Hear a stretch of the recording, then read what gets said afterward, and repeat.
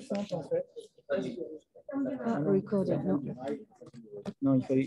Ah, mais j'ai fait démarrer. Attends. Je mets la pause. Je peux mettre une petite pause, tu vois. Je fais comme ça. Alors, bonsoir à toutes, bonsoir à tous. Merci d'être venus jusqu'aux locaux de l'ADI. On remercie aussi l'ADI de nous accueillir ce soir pour cette conférence du Club de la microfinance de Paris. On a donc des personnes à distance, aussi de l'autre côté de l'écran. J'espère qu'il voit bien. Voilà. Et alors, ce que je vous propose, c'est qu'on démarre. Est-ce que les personnes à distance nous voient ici, dans la salle? On vous voit.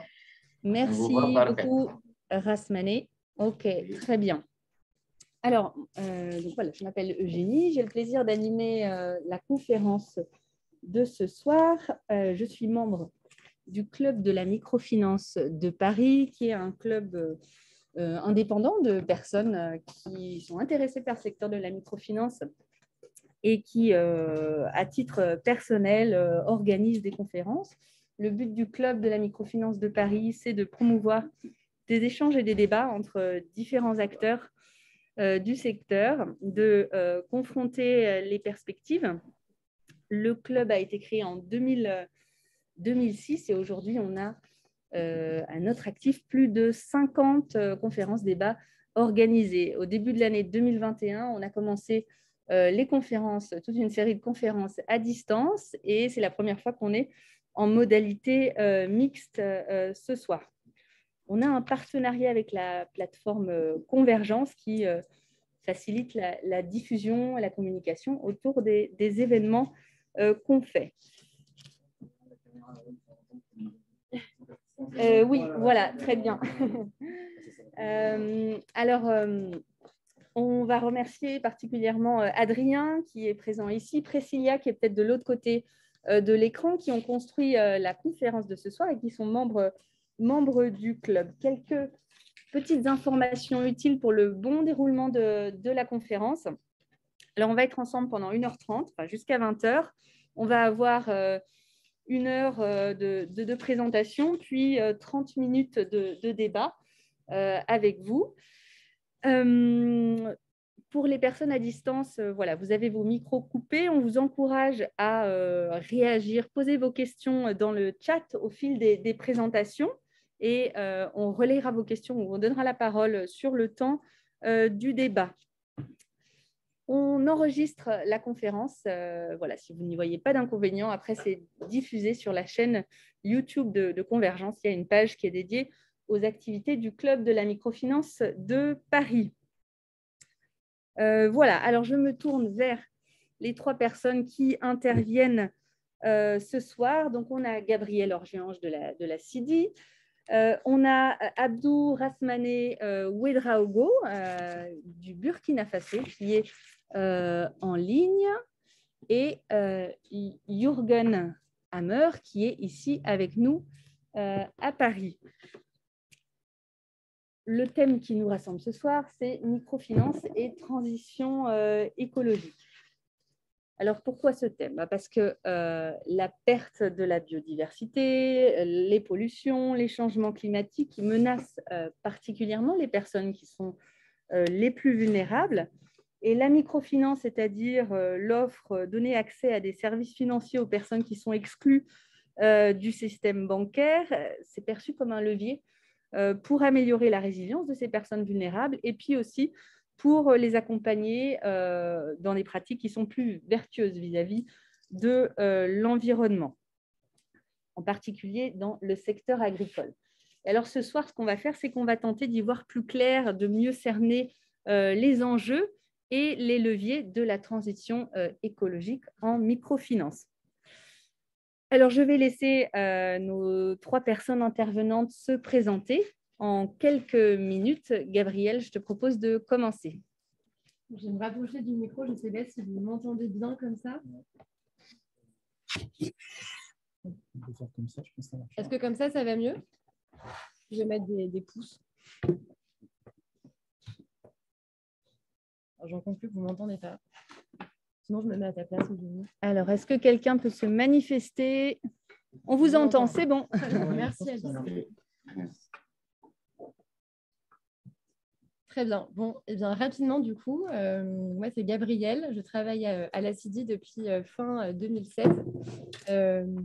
D'abord en tant que chargée de partenariat sur une série de pays en Afrique et en Amérique latine.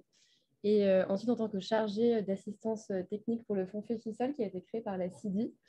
Et depuis plus récemment, en tant que responsable de la performance sociale et environnementale pour la CIDI et FEFISOL.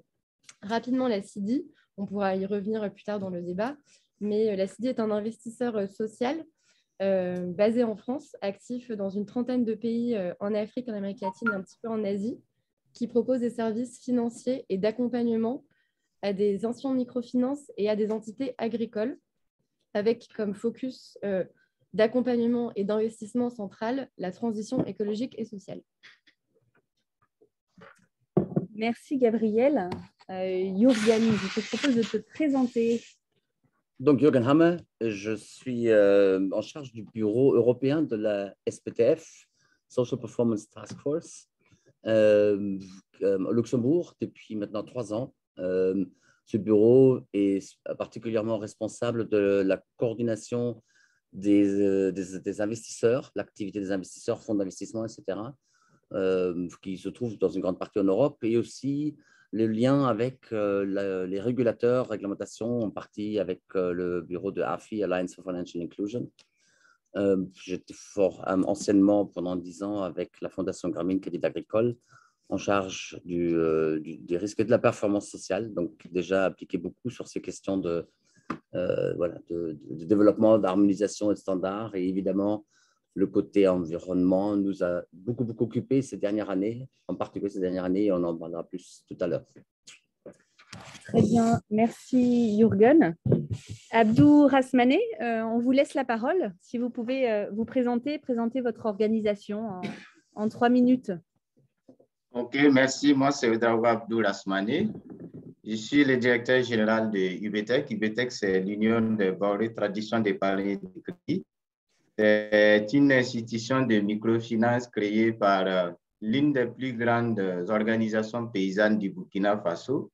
Et nous opérons essentiellement au nord du Burkina, la zone frontalière du Mali, du nord Mali et du Niger.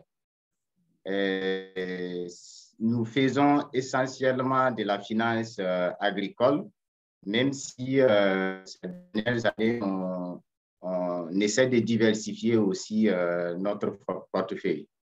Et nous faisons, en partenariat avec la CIDI, nous avons développé des mécanismes de financement pour contribuer à notre manière à lutter contre les effets du changement climatique. Merci beaucoup, Abdou Rasmané. Alors, ce soir, on a de la chance parce qu'on a un panel très complémentaire avec, d'un côté, une institution de microfinance donc qui fournit des services financiers, un investisseur qui finance et qui accompagne les institutions de microfinance, et puis une organisation internationale qui fait émerger et qui promeut des normes et des référentiels en matière sociale et environnementale. Alors, on va... en préparant cette conférence, on a vu 3 thèmes émerger. Donc, on va vous poser 3 questions en vous demandant de répondre chacune à votre tour pour nous donner votre perspective et partager votre expérience. Alors, la première question, ça va traiter des enjeux que vous identifiez sur la transition écologique. Ensuite, on s'intéressera aux leviers d'action que vous avez, à ce que vous mettez en œuvre. Et puis, enfin, on vous demandera des exemples des cas concrets de résultats de ces actions-là. Alors, pour commencer par les enjeux, au Burkina Faso, là où vous agissez, Abdou Rasmané, quels sont les défis posés par la crise écologique? Alors, là où nous, on intervient au Burkina Faso, comme je l'ai souligné tantôt, c'est dans la zone sahélienne. Et tout le monde le sait, la zone sahélienne est marquée par une dégradation des ressources forestières et fauniques. Et les contraintes écologiques sont essentiellement dues à la baisse de la pluviométrie et à la nature de nos sols également. Et il faut noter également que, en tout cas, c'est une zone pastorale, mais une zone également agricole, où l'homme, de par son action, intervient de manière significative sur la dégradation des espaces naturels. Et nous constatons également une dégradation des terres, c'est très, très rapide. Nous perdons également une dégradation des terres, mais une dégradation de l'espace des forêts.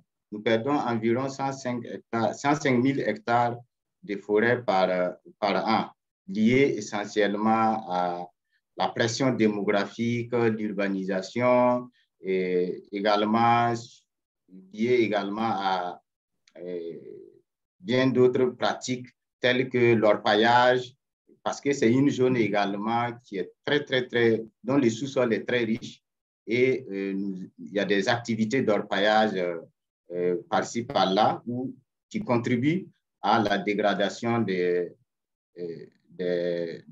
sols et également de la nature de façon globale.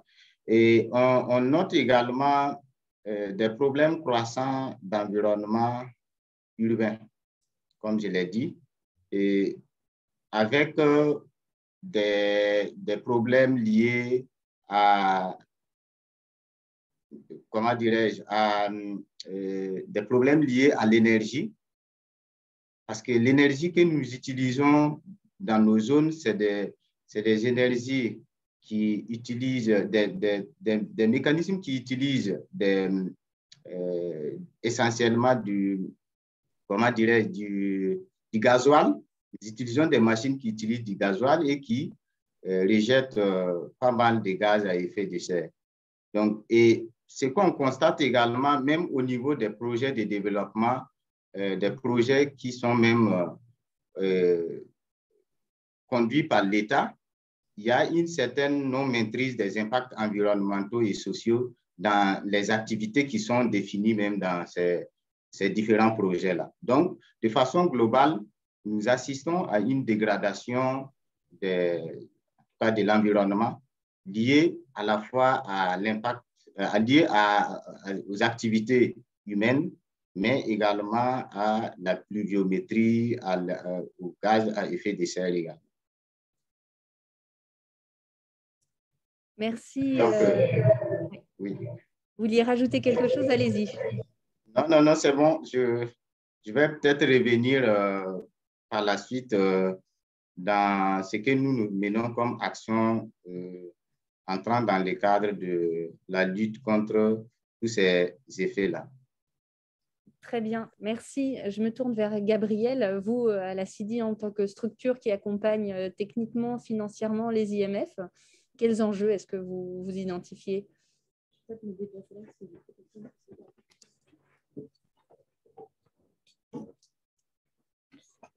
Alors, c'est toujours un peu plus dur de passer après Abdou Rasmane parce qu'il parle de choses très concrètes. Et là, du coup, je vais parler de choses qui semblent peut-être un peu plus générales. Mais à la CIDI, j'imagine qu'on identifie 3 types d'enjeux auxquels font face les partenaires avec lesquels on travaille. Donc, un qui est assez proche de ce qu'a décrit Abdou, c'est effectivement la résilience que doivent développer nos partenaires à des crises externes. Donc, Abdou Rasmane a parlé avec beaucoup de justesse des événements climatiques qui peuvent affecter notamment les entités agricoles avec lesquelles on travaille, mais aussi les IMF qui ont des portefeuilles agricoles. Et puis, on a vu récemment, évidemment, que des chocs externes, ce n'est pas que des événements climatiques, c'est aussi des pandémies qui peuvent venir affecter très profondément le fonctionnement des partenaires et des entreprises avec lesquelles on travaille et qui, du coup, demandent des adaptations qui doivent être très rapides, en fait, et pour lesquelles, parfois, les budgets et même les process ne sont pas adaptés. Donc, ça demande quand même une certaine... il y a un vrai enjeu d'adaptation rapide à ces chocs externes, qui est rendu complexe par une adaptation également qui doit être faite à d'autres types d'enjeux qui sont poussés par le secteur. Donc, on pense notamment à la digitalisation, par exemple, On demande à des IMF d'être certes résilientes au changement climatique, mais en plus de digitaliser leurs process. Et ça peut être très lié aussi. On s'est rendu compte que beaucoup d'IMF avaient commencé à digitaliser leurs process pendant la pandémie de Covid-19 parce que le contact physique n'était plus possible. Mais c'est vrai que ça rajoute une couche de complexité. L'autre enjeu auquel doivent se conformer beaucoup de nos partenaires, c'est aussi les enjeux réglementaires qui viennent complexifier encore une fois le contexte. On demande effectivement à ce que les partenaires respectent un certain nombre on demande nationalement, hein, donc il y a vraiment des règlements nationaux sur la microfinance, des régulateurs qui sont très regardants sur un certain nombre de ratios prudentiels à respecter, mais aussi de plus en plus de normes liées aux enjeux socio-environnementaux qui parfois sont un peu décalés en fait avec la réalité du terrain. Donc on a des exigences par les régulateurs qui sont très élevées et en même temps sur le terrain parfois un peu moins de capacité à répondre à ces exigences qui sont certes motivées par un besoin crucial de lutte contre le changement climatique, mais en même temps parfois qui pêche un peu en termes de praticité. Donc l'enjeu de l'adaptation au changement climatique, il est doublé d'enjeux de réponse à des éléments de professionnalisation du secteur. Et peut-être le dernier enjeu qu'on identifie, c'est l'adéquation, parfois difficile à trouver, entre les ressources qui existent au niveau macro. Donc la Banque mondiale, la SFI, l'ONU mettent en place beaucoup de programmes dédiés à la lutte, à la mise en place de programmes de résilience face au changement climatique. Mais parfois, il est difficile d'avoir accès à ces ressources, en fait. Et parfois, il faut être vraiment très spécialisé, prendre beaucoup de temps pour essayer de capter ces ressources et les utiliser pour les initiatives locales. Et si pour des acteurs comme la CIDI, parfois, ça peut être même compliqué d'avoir accès, de comprendre comment fonctionnent ces réservoirs, ces réserves d'argent, pour des initiatives locales qui ont un impact fort sur le terrain, c'est d'autant plus compliqué. Donc, il y a un vrai enjeu de mettre en relation les ressources qui existent avec les initiatives locales qui font vraiment la différence.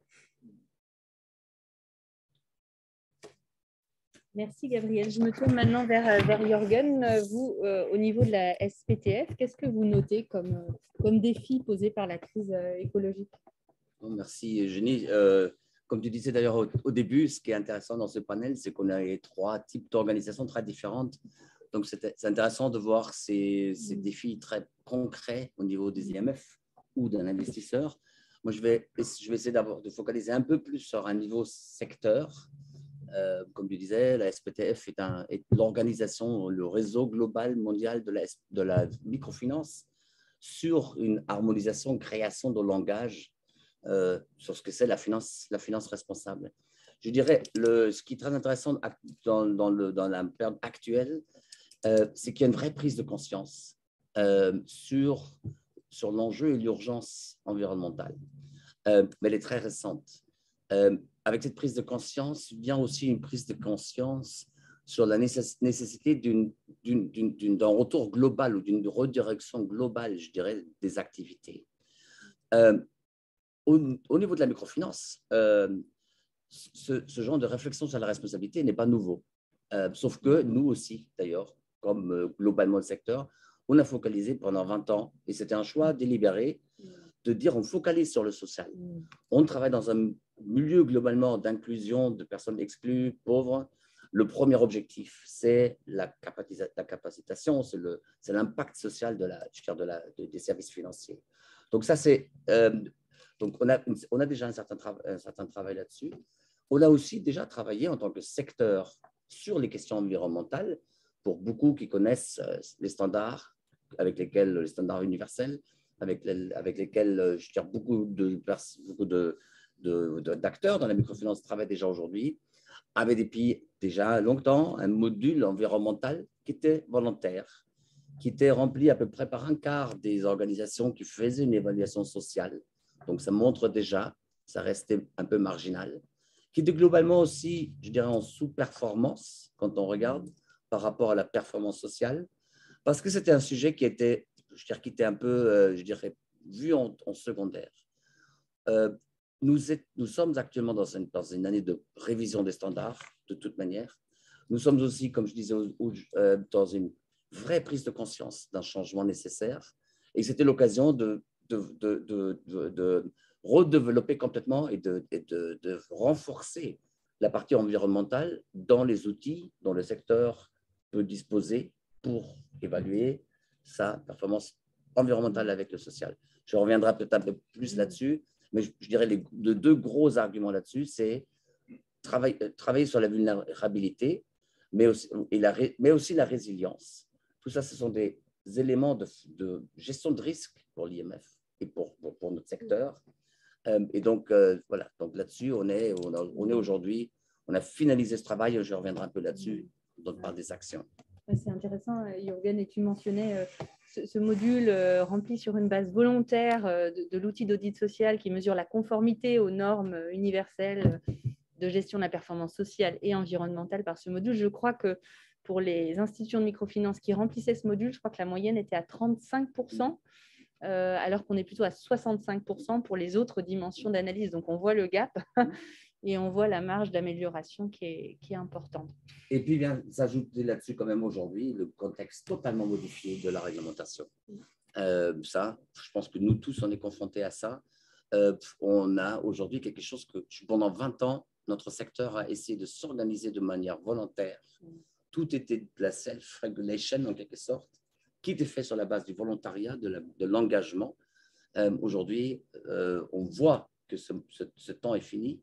La réglementation, la taxonomie viennent aujourd'hui s'imposer à tout le secteur, y inclut la microfinance.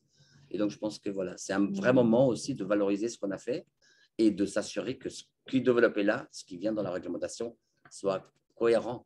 Donc, beaucoup de défis, mais en même temps, je pense que notre secteur, il a aussi beaucoup d'atouts qui peut aujourd'hui mettre face à ces exigences, à ces changements qui sont utiles, nécessaires et urgents. Ben, c'est une bonne transition pour s'intéresser aux actions qui sont mises en œuvre et donner la parole à Abdou Rasmané au Burkina.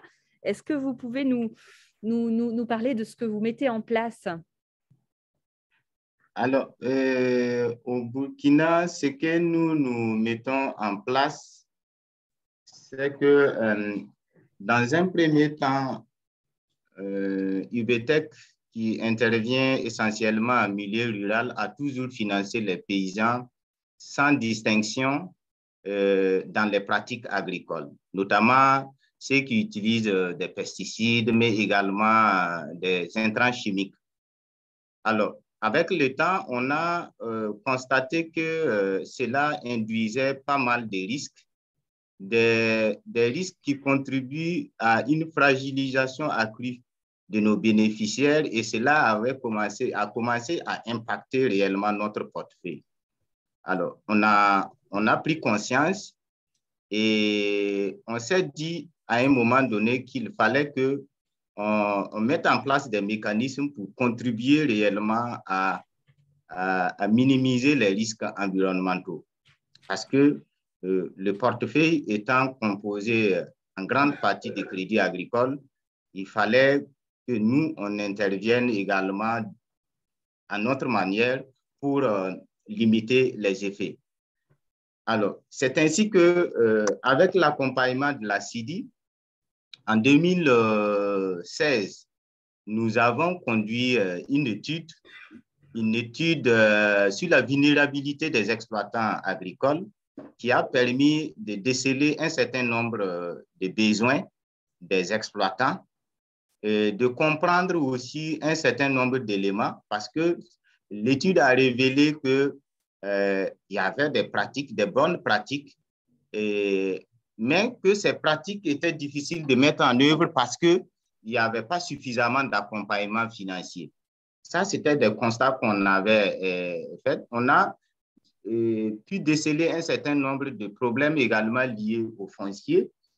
Et par la suite, nous avons également conduit une autre étude pour essayer cette fois-ci d'adapter nos produits financiers, en tout cas avec un mécanisme de bonification des taux d'intérêt.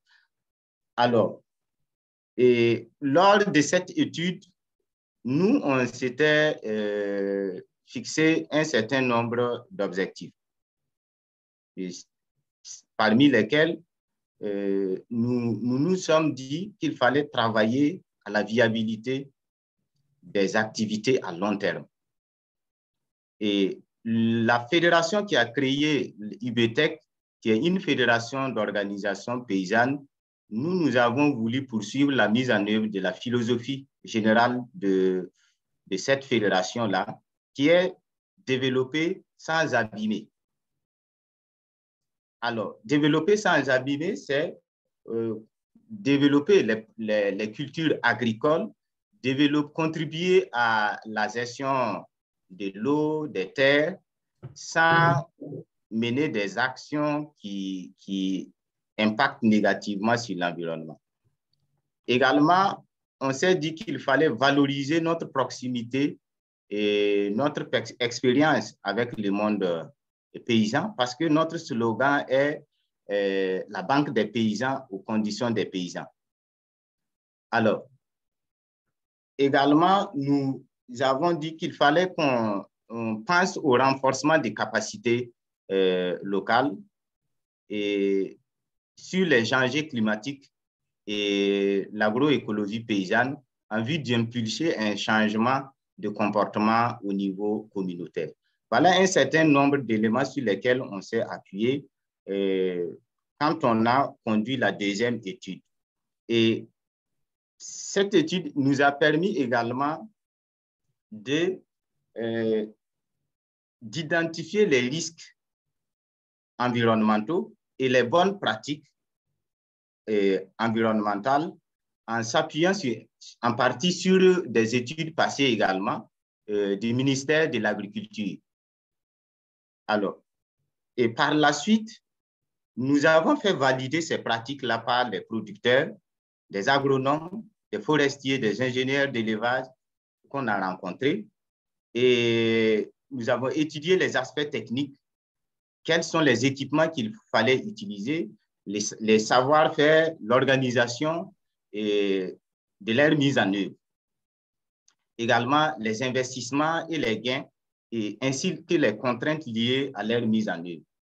Alors, pourquoi on s'est beaucoup attardé sur les investissements et les gains?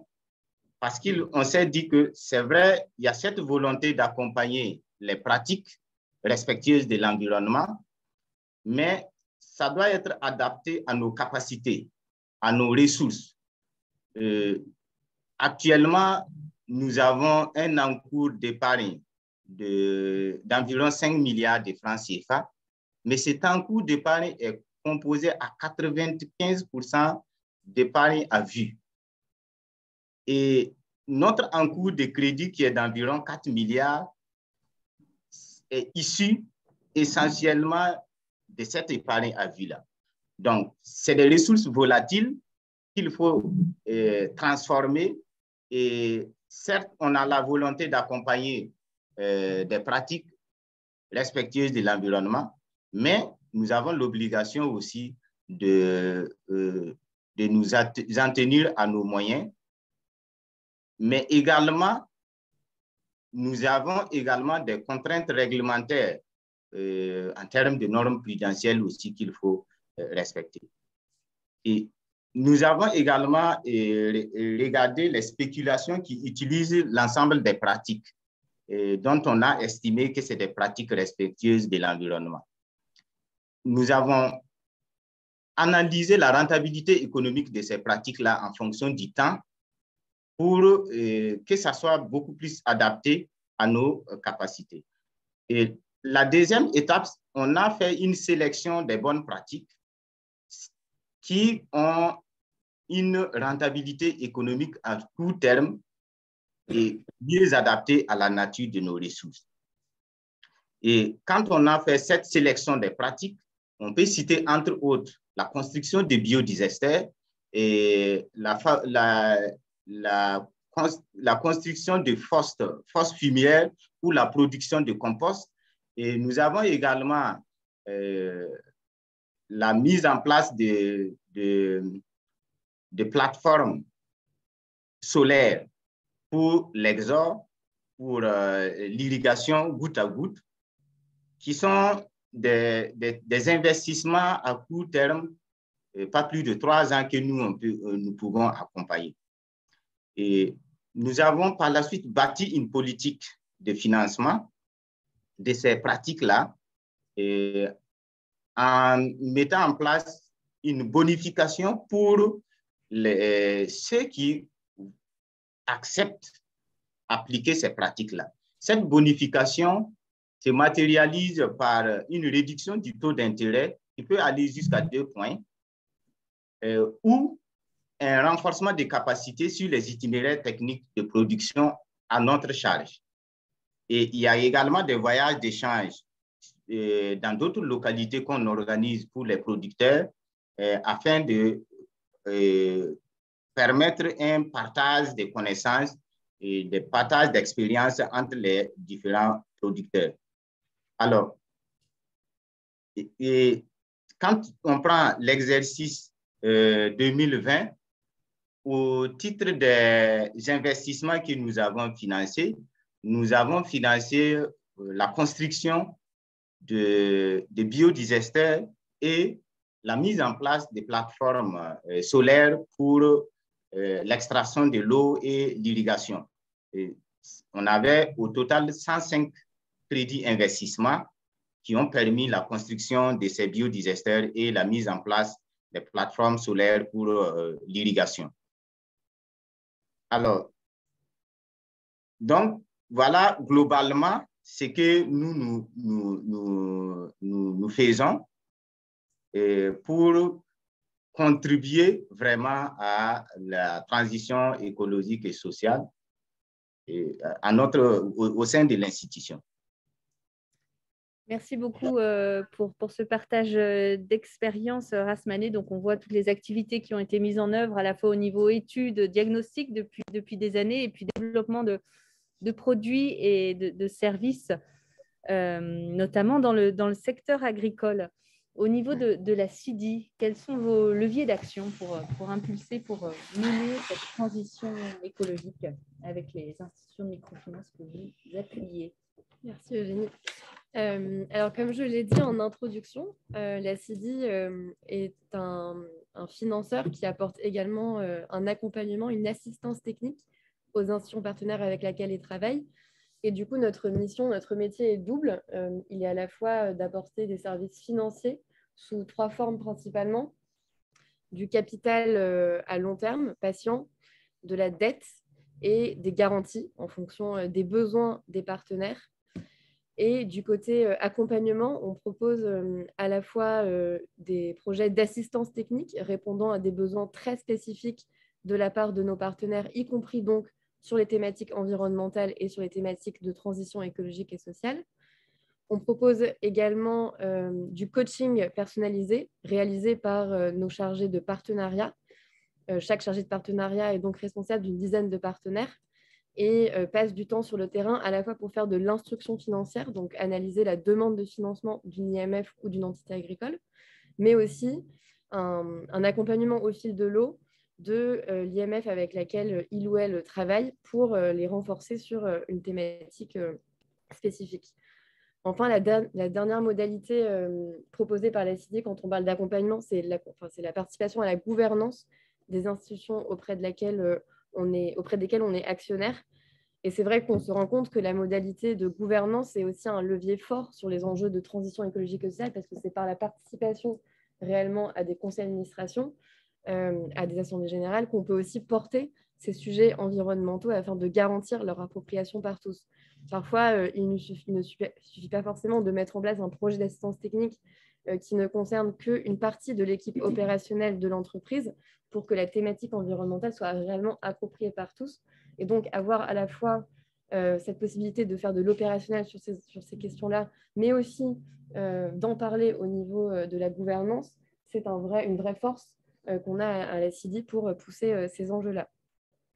Alors, peut-être plus concrètement, ce qu'on a fait en termes d'accompagnement sur les enjeux de la transition écologique et sociale.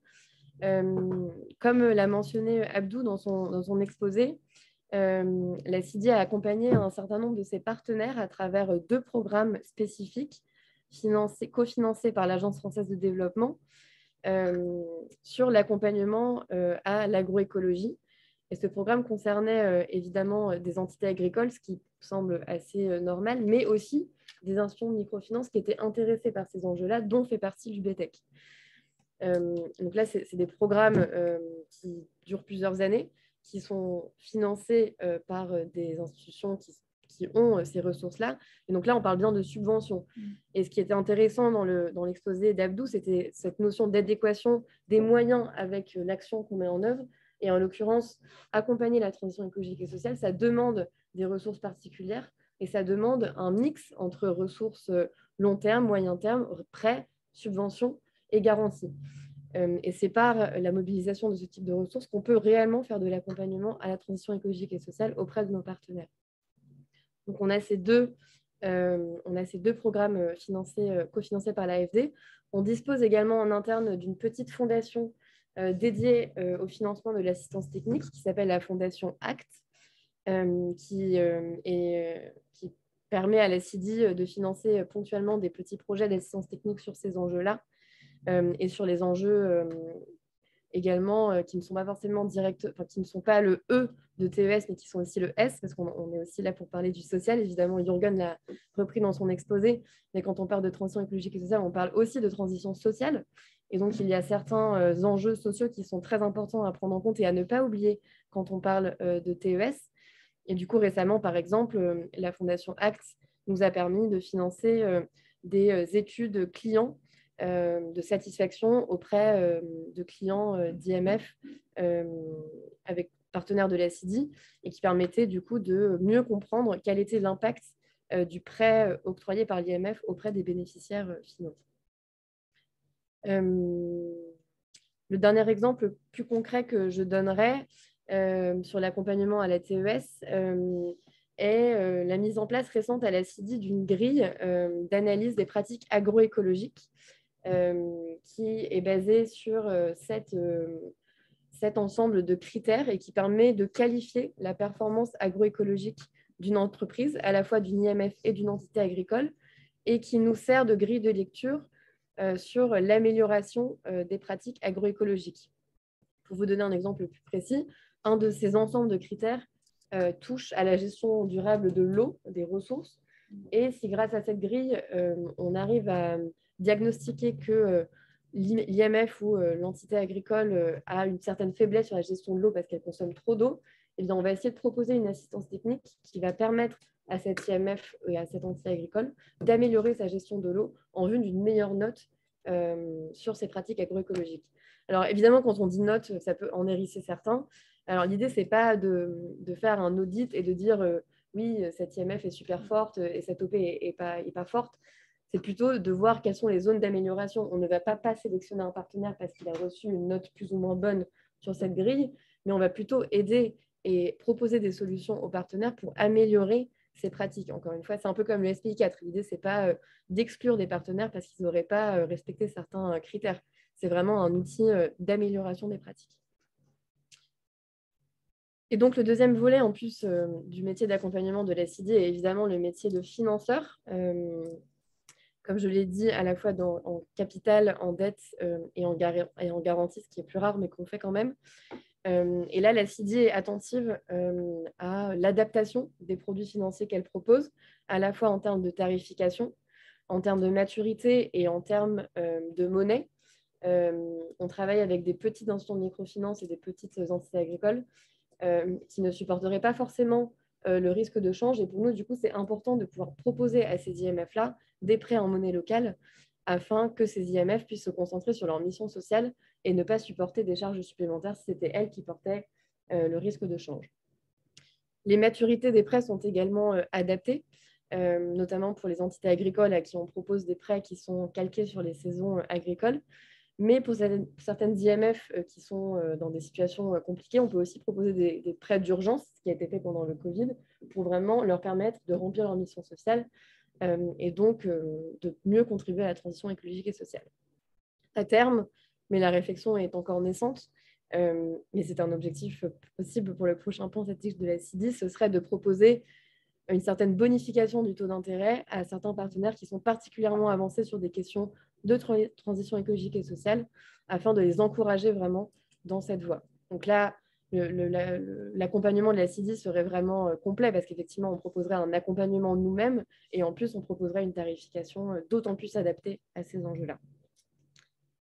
Et le dernier axe, la dernière action de la CIDI dans la participation aux enjeux de CES, c'est la participation à des réseaux dans une logique de diffusion et de groupe, une logique d'acteurs qui nous paraît très intéressante. C'est dans ce cadre qu'on est, par exemple, membre actif du Social Investors Group de la SPTF, qui traite aussi des questions socio-environnementales, que nous sommes aussi membres d'une coalition qui participe, qui s'intéresse au financement d'une microfinance résiliente au changement climatique et protectrice de la biodiversité.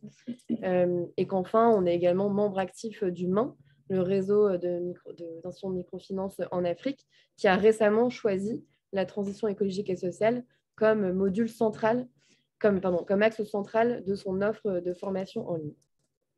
Et je pense que cette dernière conclusion sur la participation à des initiatives de groupe fait parfaitement le lien avec la contribution de Jürgen. Oui, est-ce que tu peux nous dire quelles initiatives ont été développées au niveau de la SPTF pour tendre vers une transition écologique et sociale?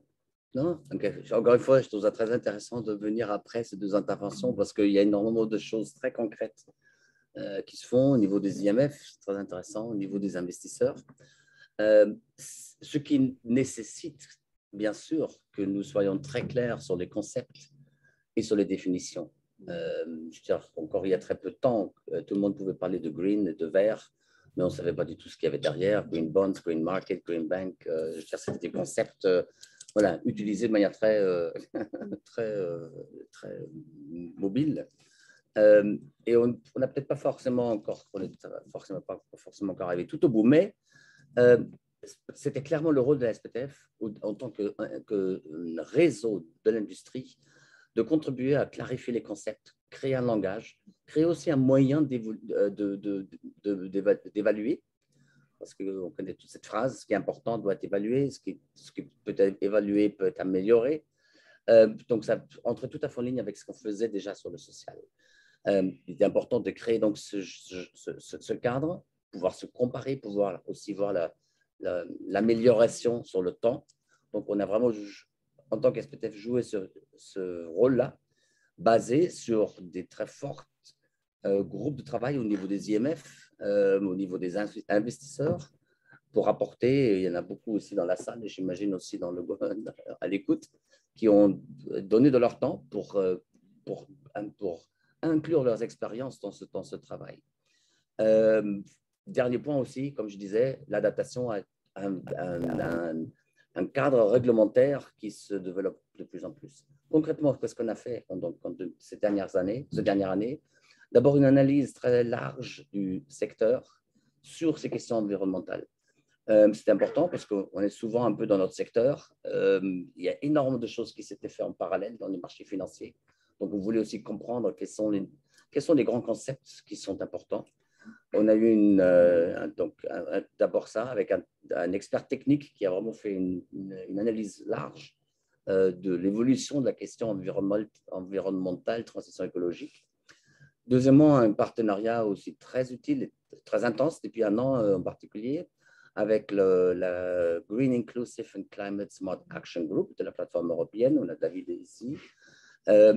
C'était très important parce que c'est un groupe de travail qui travaille spécifiquement sur ces questions environnementales.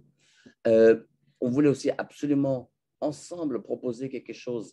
Je parlais tout à l'heure de l'importance d'un langage cohérent, standard, harmonisé, clarifié. C'est très important que ce groupe de travail avec le Green Index propose dans le futur soit la même chose, donc qu'on soit aligné, on apporte chacun de nos expériences différentes. Je pense je peux dire qu'on a réussi ça. Donc aujourd'hui, la nouvelle dimension 7 des standards est équivalente, je dirais, avec certaines différences qui vont plus loin dans le Green Index, mais on a le même langage, les mêmes concepts. Donc voilà, ça c'est un peu les actions aujourd'hui de développer ça. Et comme je disais, à partir de l'année prochaine, la dimension verte sera une dimension intégrale d'une évaluation de responsabilité. Mais toi, tu le disais aussi très bien, l'idée, ce n'est pas juste évaluer et juger, c'est au contraire nous permettre d'avoir un état des lieux, un état de mon organisation, pouvoir déterminer les lacunes ou les zones d'amélioration. Et ça, là-dessus, la SPTF, avec Service, depuis des années, on a pratiqué ça sur la partie sociale. Proposer tout un tas d'outils, de process, d'exemples, de case studies pour aider chacun de bâtir sur l'expérience et sur l'appris des autres. Merci Jürgen. Alors, voilà, il nous reste à peu près 5 minutes pour que vous puissiez répondre, enfin, si on veut donner la parole aux personnes participantes, mais en termes de résultats, et je me tourne vers vous d'abord, Rasmané. Quel est votre retour d'expérience par rapport aux actions mises en œuvre? Vous nous avez parlé de tous ces produits, services. Est-ce qu'il y a une adhésion? Est-ce que ça fonctionne? Qu'est-ce qui pourrait être amélioré? Alors, ce qu'on peut noter, Gabriel a tantôt parlé d'élaboration d'outils d'évaluation, d'évaluation. Alors, nous également, à notre niveau, avec l'accompagnement de la CIDI, on a élaboré cette grille-là. Et le constat qu'on fait chaque année à travers l'utilisation de la grille d'évaluation, c'est qu'il y a quand même un changement de comportement qu'on constate en termes de prise de conscience des enjeux climatiques, des effets néfastes d'un certain nombre de pratiques sur l'environnement. Et on a également constaté que après tout ce que nous avons fait comme travail de sensibilisation, de formation, de renforcement des capacités de façon globale, de partage, d'appui au partage d'expériences entre producteurs, et d'une localité à l'autre, on constate quand même beaucoup d'évolution. Et on a des localités où on ne faisait que de la monoculture, on est passé à des cultures associées, on assiste également à des plantations d'arbres sur des périmètres qui jadis étaient utilisés exclusivement pour la production céréalière. Donc, de façon globale, on constate quand même un changement de comportement et de plus en plus l'adoption des bonnes pratiques, bonnes pratiques agricoles. Alors, mais au niveau de notre institution même, nous avons fait un certain nombre de constats. On a tiré un certain nombre d'enseignements. Des enseignements qui sont de deux ordres. Des enseignements spécifiques et des enseignements généraux. Des enseignements spécifiques qui se résument d'abord au niveau de la production des connaissances. Et nous avons compris qu'il faut identifier progressivement la part complète du portefeuille agroécologique. Parce que pourquoi il faut le faire? C'est pour un très bon suivi, afin de mesurer réellement notre empreinte. Et ce qu'on a également constaté, pour une institution, il faut une institution de microfinance qui veut se lancer dans le financement des bonnes pratiques agricoles ou la transition écologique de façon globale, il faut procéder à des pilotes, c'est-à-dire identifier un certain nombre de filières où il faut accompagner et après, au fur et à mesure, déceler les insuffisances et les corriger et étendre à d'autres pratiques. Alors, et on a également constaté que le partage de connaissances, au niveau du partage de connaissances tel que nous l'avons organisé en interne, et nous devons améliorer l'efficience des activités de formation. C'est vrai, on a formé des gens sur un certain nombre de pratiques, sur les itinéraires techniques. On a fait des suivis à travers l'utilisation de la grille d'analyse, mais il reste à affiner également les résultats de ces suivis-là pour avoir notre contribution réelle en termes de renforcement des capacités sur les changements attendus. Donc, c'est vrai, on observe une relative amélioration, mais on ne peut pas attribuer cette amélioration-là à nous, notre action uniquement. Et également, au niveau de nos politiques et procédures à l'interne, on a constaté qu'il faut retravailler réellement nos politiques, les process, et également pour tenir compte d'un certain nombre de paramètres, parce que pendant longtemps, on s'est cantonné sur les aspects financiers. On n'a pas pris en compte cette nouvelle façon de faire et on s'est rendu compte qu'il y a une nécessité de revoir les process, de revoir les politiques, de revoir même l'organisation du travail, de prendre en compte un certain nombre d'acteurs ou d'externaliser même certaines activités, notamment pour ce qui concerne le renforcement des capacités sur, par exemple, les itinéraires techniques. Et on a constaté également que la politique incitative qu'on a mis en place a contribué énormément à la réussite du produit parce que ça a servi de communication. Ça a été vraiment un élément important en termes de communication parce que ça a permis d'abord d'attirer les gens et par la suite, ils ont compris qu'au-delà de la bonification du taux d'intérêt qu'on leur accorde, il y a vraiment un gain qu'ils peuvent tirer à partir de l'adoption d'un certain nombre de pratiques respectueuses de l'environnement qui contribuent à réduire même les coûts économiquement. Alors, et également, au niveau on a également, comme je l'ai dit, constaté qu'il faut renforcer l'efficience des activités de formation pour prendre en compte certaines données à l'interne, mais également sur la base des conseils qu'on obtient par-ci, par-là, en collaboration avec les structures étatiques et les ingénieurs agronomes. On a constaté qu'il faut que nous, on fasse un travail de révision périodique de notre façon de faire, de nos politiques pour intégrer l'évolution également des pratiques au fur et à mesure.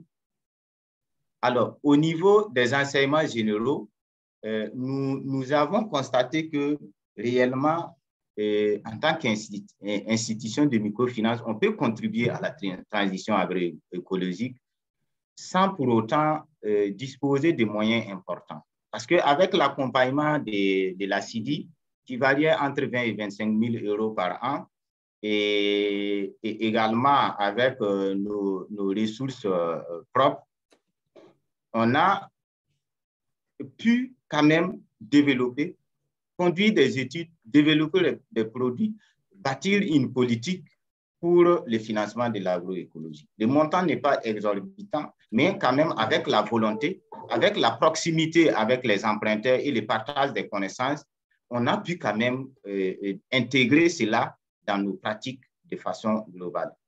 Alors, mais je reconnais également que pour les institutions de microfinance avec des situations financières fragiles, c'est nécessaire quand même qu'on ait des ressources externes. Parce que Gabriel l'a dit, je l'ai souligné également, il y a un certain nombre d'investissements qui nécessitent des ressources stables. Et ces ressources stables-là, il faut aller les chercher auprès des investisseurs pour pouvoir accompagner ces investissements qui nécessitent des ressources stables. Parce que quand on veut financer, par exemple, un champ de 5-6 hectares avec pour permettre la mise en place d'une plateforme solaire pour faire une irrigation goutte à goutte, ça demande beaucoup de moyens et cela va demander également des ressources stables dont l'institution de microfinance est obligée d'aller chercher ailleurs.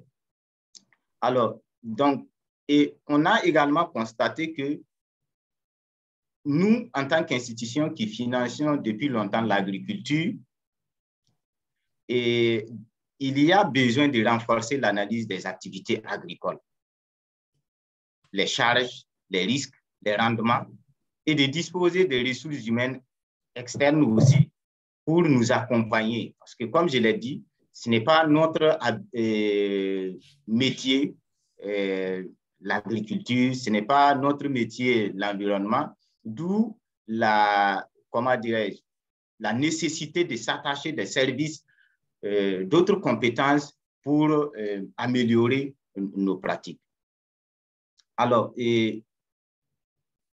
on a constaté également qu'il faut, au-delà du service financier, proposer des services non financiers pour accompagner les bénéficiaires, parce que nous nous sommes rendus compte que c'est par ignorance souvent que certaines personnes adoptent des pratiques néfastes. Et il suffit peu qu'on apporte un renforcement des capacités ou même une simple sensibilisation pour susciter des changements de comportement. Alors, donc, il y a également, comme je l'ai dit tantôt, la nécessité de travailler sur des filières. Nous, on a fait le choix de travailler dans un premier temps sur la filière pommes de terre, la filière oignon, avec l'utilisation des techniques qui sont vraiment respectueuses de l'environnement, qui ne consomment pas beaucoup d'eau et qui n'utilisent pas des intrants chimiques, qui n'utilisent pas des pesticides. Et on a, par la suite, essayé d'affiner l'analyse, d'améliorer notre façon de faire. Et par exemple, cette année, nous sommes passés à d'autres types de cultures. Nous sommes en train même d'intégrer les produits forestiers non liés dans notre, comment dire, dans notre politique de financement. Alors, j'ai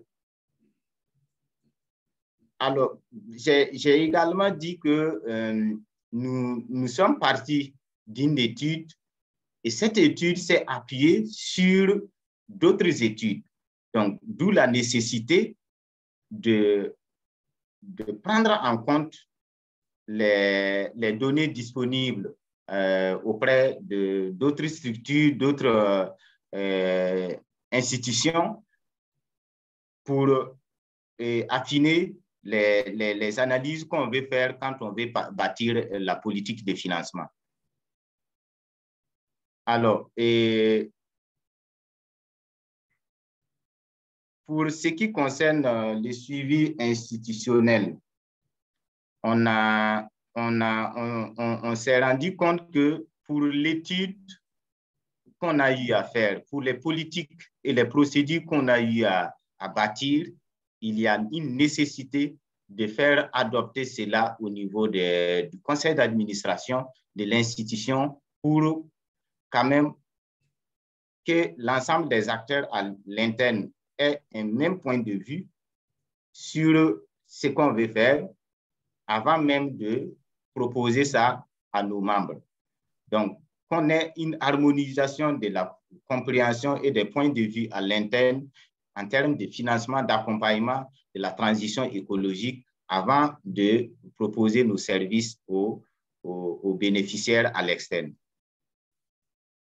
Alors, donc, voilà un peu les différents enseignements qu'on a pu tirer, soit à l'interne ou à l'externe, et au cours de la mise en œuvre de la politique que nous avons bâtie. Merci beaucoup, Abdou Rasmane. C'est précieux d'avoir tout votre témoignage et puis le cheminement en termes de transition écologique.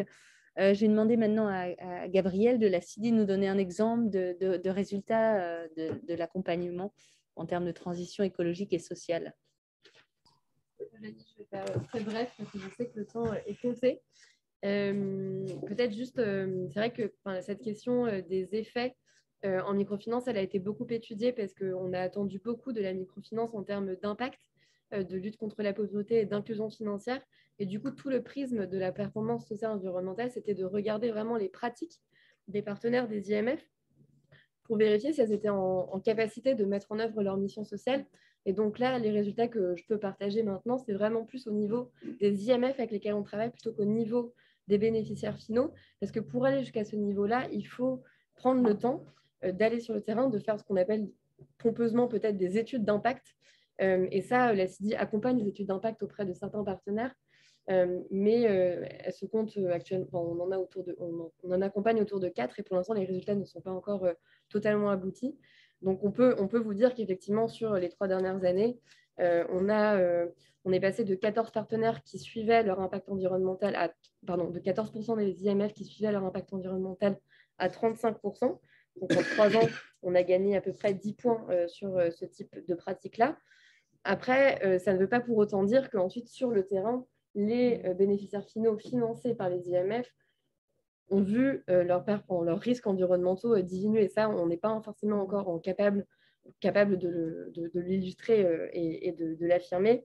Encore une fois, nous, ce qui nous importe, c'est nos leviers d'impact et notre levier, il est vraiment au niveau de l'IMF et pas encore au niveau du bénéficiaire final. Je peux aussi vous dire que en 2017, on avait environ 20% de nos partenaires qui avaient en place une politique de gestion de la performance environnementale et qu'en 2020, on est passé à 43%. Donc là, on a doublé cette proportion en 3 ans, ce qui est quand même assez important. Ça ne veut pas pour autant dire que ce doublement est uniquement lié à l'action de la CIDI, loin de là. C'est souvent des mouvements plus généraux, comme a témoigné Jürgen, c'est des mouvements qui intéressent de plus en plus les acteurs du secteur financier, à la fois pour des raisons d'intérêt profond, mais aussi pour des raisons réglementaires. Et donc, c'est difficile de dire que c'est la CIDI qui a permis cette prise de conscience-là.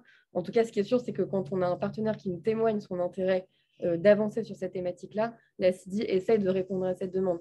Et je finirai juste en disant que l'objectif de la CIDI, c'est vraiment de se placer dans une démarche de partenariat avec les IMF avec lesquels elle travaille, et donc de répondre et de stimuler les besoins, mais pas du tout d'imposer une logique TES ou autre logique, gestion des risques, ou peu importe. On est vraiment dans un objectif de construction, et c'est tout à fait ce qui s'est passé avec l'UBTEC. C'est l'intérêt manifesté par l'UBTEC qui ensuite a permis ce partenariat autour de l'agroécologie. Mais ce n'est pas forcément tous les partenaires de la CIDI qui ont cet intérêt-là aussi. Il faut aussi être conscient du différents stades de cheminement que peuvent avoir les partenaires sur ces thématiques-là. Merci Gabrielle pour ces résultats, en tout cas qui témoignent d'une dynamique positive globale. Jürgen, tu nous as parlé de l'affinement des normes, de ce langage commun. Quels sont les résultats ou les résultats attendus par rapport à cette nouvelle dimension qui devient obligatoire dans les normes universelles? Je dirais, pour moi, les retombées attendues, c'est clairement de nous permettre d'accompagner efficacement le travail des IMF. C'est très intéressant ce que tu disais, Abdou, sur les étapes que vous faisiez, l'analyse des risques et opportunités. C'est le deuxième standard de la dimension verte. Développement de produits et de services. Quelles sont les étapes importantes, etc. Je dirais le troisième standard. Donc, tous ces sujets-là aujourd'hui sont collectés à l'intérieur d'un travail commun de secteur sur les meilleures pratiques, et c'est ce que nous espérons, ce que ce soit donc non seulement un outil d'évaluation, mais justement, comme on disait, un outil de travail d'amélioration. Je dirais comme deuxième retombée, c'est de permettre d'aligner au mieux les intérêts des IMF et des investisseurs. Des IMF pour la gestion au risque et le développement de la mise en place de leur mission sociale, des investisseurs aussi pour la gestion des risques, pour aussi leur mission sociale, mais aussi pour leur reporting. Les investisseurs sont redevables à des asset owners, à des régulateurs, à d'autres acteurs. Donc, aligner les besoins et les enjeux pour tout le monde. Je pense qu'on peut dire aujourd'hui qu'il y a une prise de conscience du besoin d'un regard environnemental et peut-être justement sur le fait que l'environnemental et social finalement sont très intimement connectés parce que ça parle de la gouvernance, de la responsabilité, de partager, etc. Donc, il y a énormément de points en commun qui sont très, très complémentaires sur ces deux sujets. Je vais arrêter là parce que je pensais à des questions. Merci Jürgen. Alors maintenant, il nous reste un temps pour les questions. Est-ce que dans la salle, vous souhaitez posé certaines questions en ligne. Peut-être, Adrien, tu pourras nous dire si tu as relevé des questions.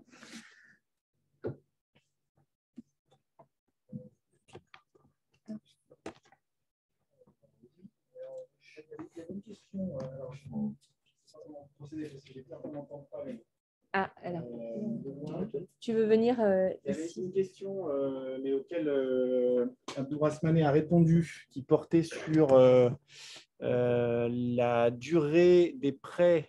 Bon, c'était une question assez technique auquel il a répondu, mais il a répondu juste à la personne qui posait la question, donc ça peut valoir le coup de la reprendre. Juste sur la durée des prêts, les taux d'intérêt des prêts biodigesteurs, je crois, c'est ça. Voilà. Et puis il y a un commentaire que je pense que tu vois là, mais qui vient juste d'apparaître, dont je n'ai pas pris connaissance encore. Okay.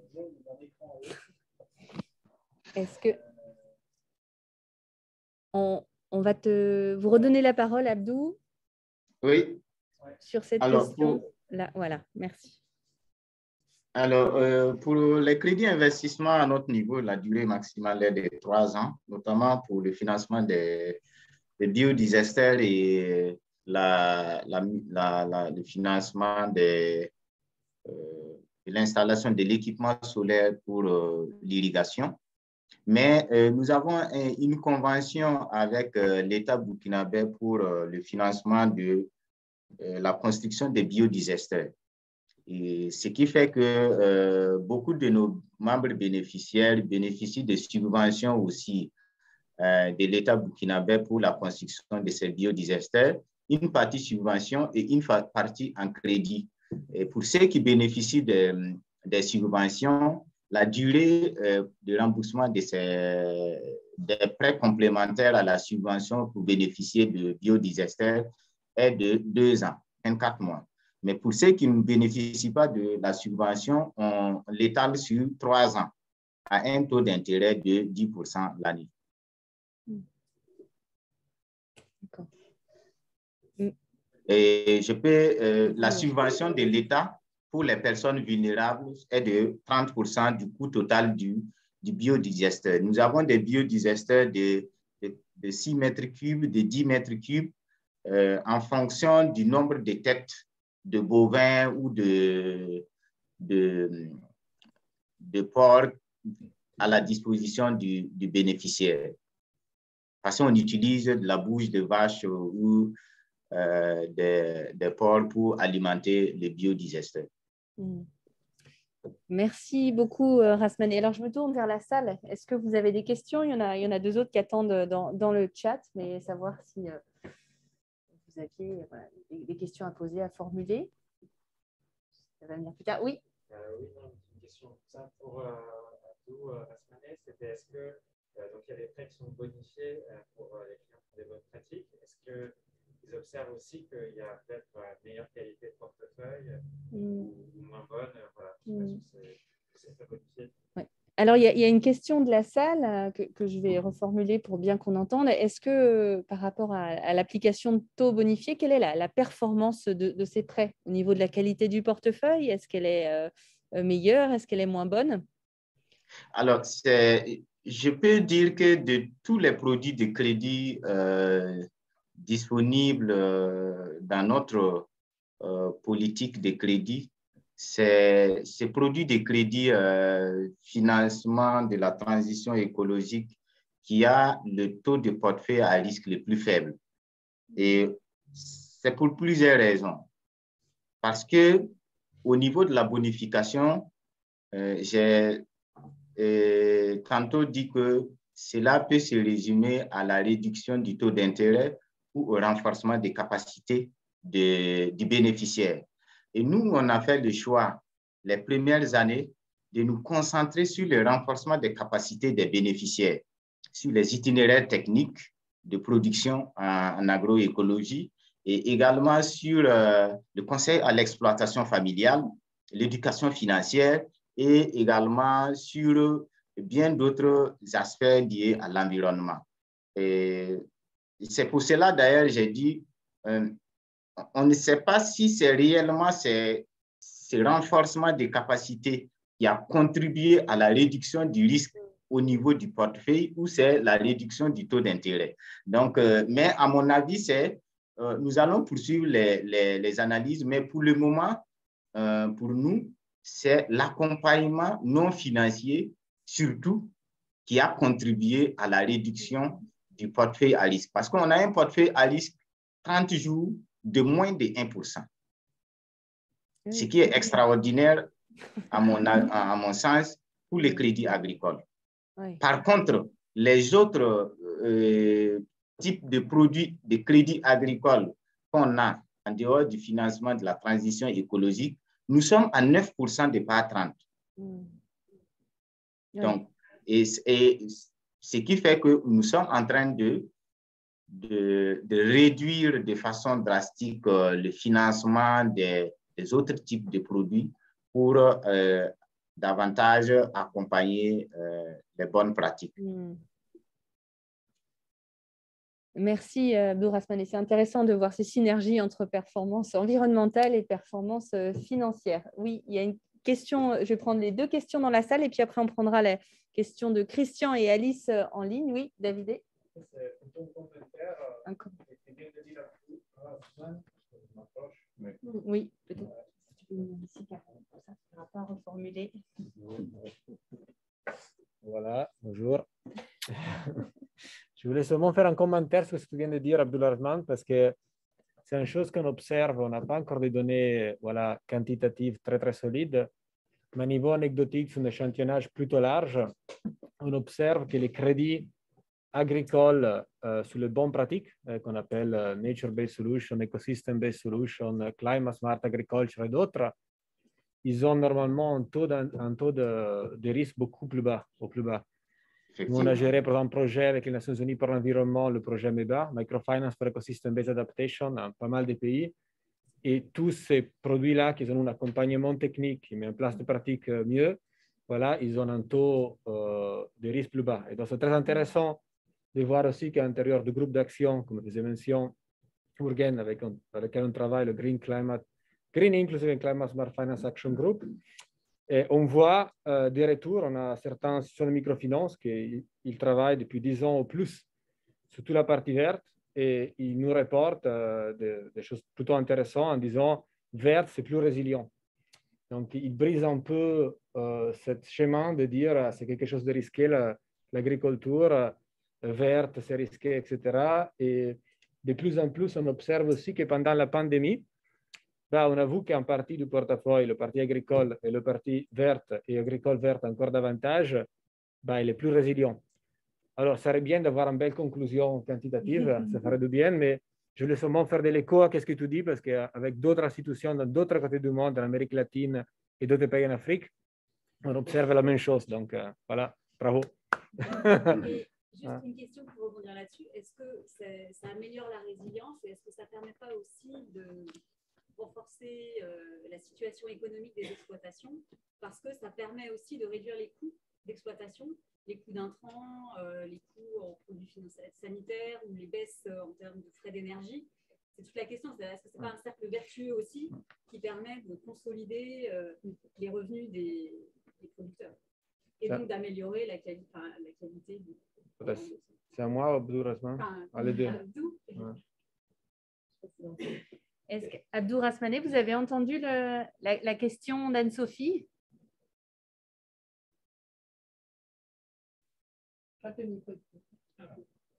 Je dis que je n'ai pas très bien saisi sa question. Anne-Sophie, je vais te laisser reformuler.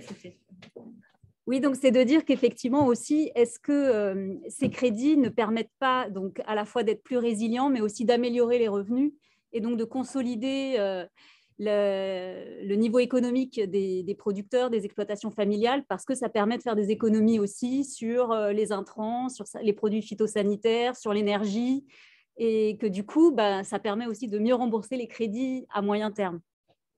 Et effectivement, c'est le constat qu'on a fait, parce que je prends par exemple la production de la pomme de terre. Nous avions l'habitude, nos producteurs avaient l'habitude d'utiliser sur une superficie d'1 hectare plus d'une tonne de NPK, c'est-à-dire d'intrants chimiques. Mais quand on a lancé l'appui à travers les formations sur les techniques de compostage, beaucoup se sont mis à produire le compost à très faible coût et à remplacer l'utilisation du NPK par le compost. Donc, ce qui a permis d'avoir des gains économiques assez importants au niveau de la production. Alors, mais au niveau du rendement, on a constaté que pour les nouvelles terres qui sont emblavées, les 3 premières années, c'est difficile d'utiliser exclusivement du compost et atteindre un niveau de rendement aussi élevé que lorsqu'on utilise, par exemple, du NPK. Mais après les 3 premières années, on se retrouve avec un niveau de rendement qui est exactement la même chose que l'utilisation du NPK, mais avec des coûts d'exploitation moins importants et avec également une terre qui se bonifie avec le temps. Par contre, l'utilisation des intrants chimiques tels que les NPK dégrade au fur et à mesure la terre. Donc, chaque année, on est obligé d'utiliser beaucoup plus de quantité de NPK pour maintenir le rendement. Par contre, avec l'utilisation du compost, au fil des ans, on se retrouve avec une terre qui se bonifie et avec beaucoup moins de dépenses au niveau de l'exploitation. J'ai fait le constat parce que moi-même, en tant que directeur d'institution, j'ai un champ de pommes de terre. J'exploite une superficie de 10 hectares où je produis près de 120 tonnes de pommes de terre par an dans la région. Et depuis que j'ai commencé, j'ai fait l'expérimentation, la production bio exclusivement avec le compost, comparativement à l'utilisation du NPK. Et les 4 dernières années, j'ai pu faire ces observations en termes économiques. Et c'est vraiment, il n'y a pas de comparaison, c'est extraordinaire. Et l'autre élément, c'est que la communication qu'on a eu à faire autour des produits issus de l'agroécologie a incité une certaine catégorie de personnes, la classe moyenne, à s'intéresser à ces produits-là, et ce qui a permis de vendre à des prix qui sont beaucoup plus intéressants que les produits conventionnels. Et donc, en termes de revenus également, les produits issus de la production agroécologique se vendent mieux par rapport à aux produits conventionnels. Donc, de façon globale, il y a effectivement un gain économique assez considérable lorsqu'on applique les bonnes pratiques, les pratiques respectueuses de l'environnement. Merci à vous. Alors, pour ne pas trop déborder, on va David, tu voulais refaire un commentaire très rapide. Ouais, très Après, rapide. on redonne la parole dans la salle. Un note de cautionnement, je voudrais dire, parce que la majorité des projets sont quand même restent pilotes. Et donc, il y a clairement, en effet, on met plus de l'attention sur ce qu'on pilote. Donc, ça vient avec l'assistance technique, autre chose. Et l'idée, c'est le challenge, c'est comment le mettre à l'échelle. Et donc, maintenant, on va avoir moins de l'attention. Maintenant, on a besoin que tout le monde produit organique, par exemple. Donc, maintenant, qui va fournir tout cet entrant, etc., etc. Donc, il y a tout un challenge de le mettre à l'échelle. Merci, David. Je vais prendre la question. C'est là comme ça. Tout le monde entendra bien. Alors, je vais être assez rapide aussi. C'est sur le renforcement des capacités. Vous avez parlé à la fois d'échange de connaissances, c'était pour savoir entre quels acteurs ça avait eu lieu, et pour savoir si les agents de crédit avaient été formés sur justement les critères AIC, enfin, sur les critères agriculture intelligente, et par qui ils ont été formés, comment ça s'est fait en fait le renforcement des capacités des agents et des producteurs. Abdou, on vous laisse répondre de manière assez concise, comme ça on prendra les questions qui restent en ligne et on pourra éviter de trop déborder. La parole est à vous. Alors, pour le renforcement des capacités, on s'est attaché des services de consultants, d'ingénieurs agronomes qui ont travaillé pendant longtemps sur les questions agroécologiques, qui ont formé nos agents de crédit sur les itinéraires techniques. Et par la suite, on a essayé d'adapter ces itinéraires techniques au process qu'on a à l'interne. Ça, c'est le travail à l'interne qu'on a eu à faire. Pour ce qui concerne le partage d'expérience, on a des ONG qui accompagnent des OP dans la production agroécologique dans plusieurs régions. Et on a essayé d'organiser les voyages d'échange d'une région à l'autre pour aller s'inspirer des pratiques agroécologiques et de partager les connaissances. Par exemple, dans la région de l'Ouest, où on produit très peu de produits maraîchers comparativement à la région du Nord, nos producteurs sont allés s'inspirer des pratiques agroécologiques dans la zone et qui est concentrée essentiellement sur les plantations d'arbres, l'association des cultures et ainsi de suite. Et actuellement, on se rend compte qu'il y a de la culture associée qui s'est faite de plus en plus dans notre région, de la plantation d'arbres autour des périmètres maraîchers également qui se font. Merci Abdou. Alors, on avait une question de Alice, entrepreneur du monde en Afrique de l'Ouest, qui voulait savoir si la grille d'analyse que tu as évoquée, Gabriel, était disponible. Et puis, il y a Christian qui nous pose la question, et on conclura par cette question, pour savoir s'il y avait une réelle prise de conscience des professionnels du secteur de la microfinance pour prendre en compte les critères de la transition écologique et sociale et comment est-ce qu'on pourrait favoriser cette prise de conscience. Donc, Gabriel, est-ce que tu veux répondre sur la grille? Oui. Et puis, oui. Merci pour la question sur la grille. Alors, on a plusieurs demandes de partage de la grille. Pour l'instant, on n'est pas en mesure de la communiquer au grand public parce que c'est encore un pilote sur lequel on va renforcer certains aspects. En revanche, on peut échanger si Alice, ça t'intéresse plus en détail sur cette grille agroécologique pour que je puisse te montrer l'outil, par exemple, sur Zoom. Et s'il y a d'autres personnes qui sont intéressées, n'hésitez pas à me contacter. En revanche, on ne pourra pas envoyer la grille. Ce n'est pas un outil ASP4 qui, pour l'instant, peut être diffusé au grand public. Mais en revanche, on serait ravis d'organiser une session de démonstration aux personnes qui sont intéressées par l'outil. Et est-ce que, Abdou, vous voulez conclure sur comment favoriser la prise de conscience des professionnels, des institutions de microfinance sur ces questions de la transition? Oui, et il faut noter que de plus en plus, les institutions de microfinance, notamment les institutions de type coopératif qui interviennent essentiellement en milieu rural, commencent à prendre conscience de la nécessité d'accompagner la transition écologique. Pas plus qu'un mois de cela, la plus grande institution de microfinance du Burkina Faso, le réseau des caisses populaires, la directrice générale et moi, en partenariat avec les CCFD Terre Solidaire et puis le MEN, qui est le plus grand réseau d'institutions de microfinance, Microfinance African Institution Network, nous avons organisé un webinaire sur le financement de la transition écologique où beaucoup d'institutions de microfinance ont pu participer à ce webinaire. Et nous avons un programme en partenariat avec la Fondation Terre Solidaire et le MEN pour accompagner, apporter de l'assistance technique aux institutions de microfinance qui souhaitent développer des produits financiers pour l'accompagnement de la transition écologique. Et même avec des universitaires, on est en train de développer des modules pour l'intégrer dans les curricula, notamment au niveau de l'Université catholique, ce qui concerne le master en microfinance.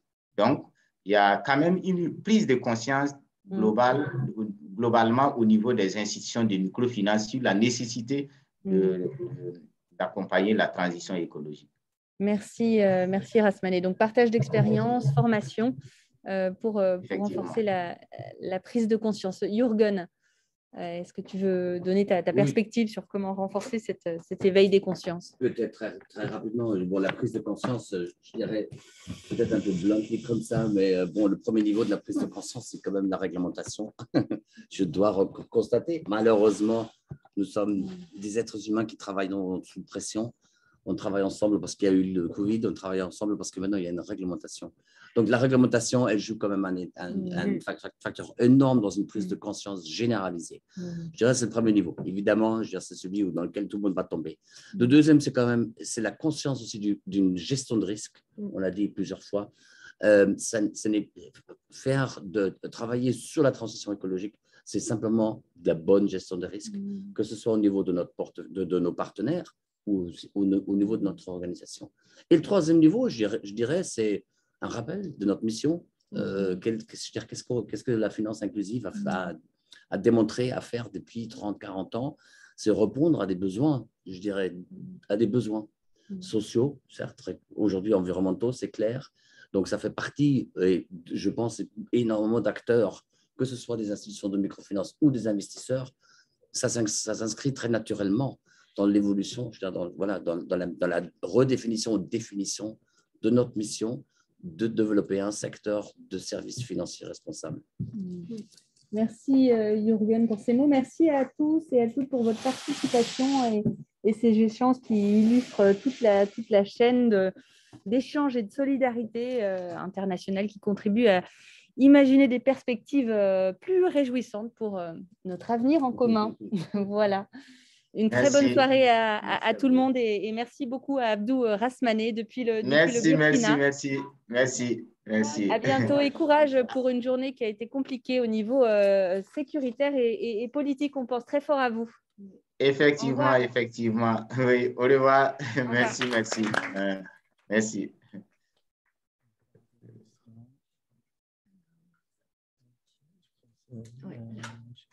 Là.